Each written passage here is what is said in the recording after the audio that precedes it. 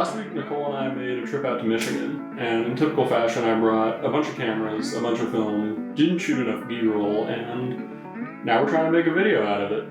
When I was packing, I faced the biggest problem that faces any photographer, which is, what cameras do you bring? And I arrived at the Nikon FM and the Hasselblad 500C, which is freshly back from repair, and it was really fun to be shooting on medium format again. I also brought a couple of interesting film stocks with me, most notably Cinestill 50D on medium format and a roll of FPP Retrochrome, which can eat bricks.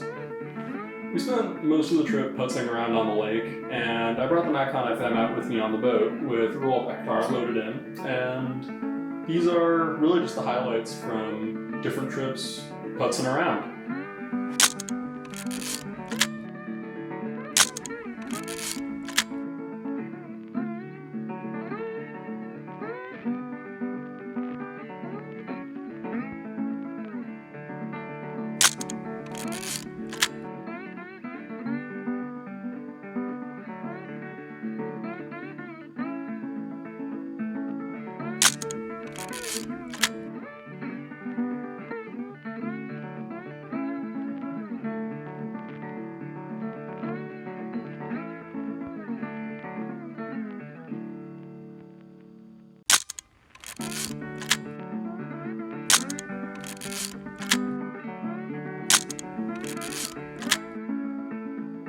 We also went to Detroit for a day, and Nicole went because she wanted to show me the city and show me where her dad grew up.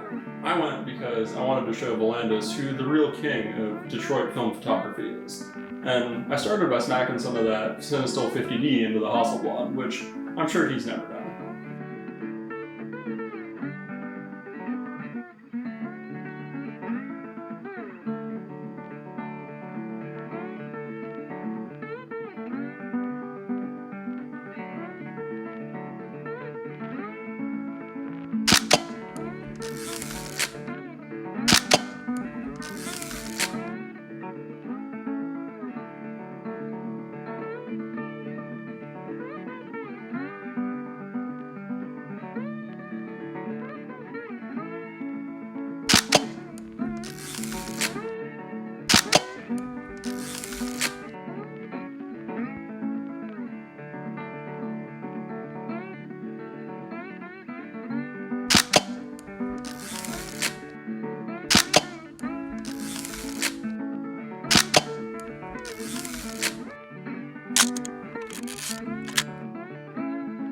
So here's what happened with the Retrochrome. When I loaded it into the camera initially, I advanced the film knob and noticed that my film rewind knob wasn't moving, and I thought that the film hadn't caught. So I opened the back of the camera again to adjust the film, and in doing so just totally nuked half of the roll without actually shooting anything. If that wasn't enough, I also decided it was a good idea to cross-process the film afterwards, and it caused that explosion of grain and a really heavy blue cast across all of the shots, and all but one looked pretty much unusable to me. I didn't really like how any of these turned out, but if that dark academia vibe is what you're going for, I guess cross-processing Retrochrome is an expensive and laborious way to get it. Totally mangled roll of Retrochrome notwithstanding, I'm really happy with how a lot of these turned out, and I think that roll of Cinestill 50D are some of my favorite images that I've ever made on medium format.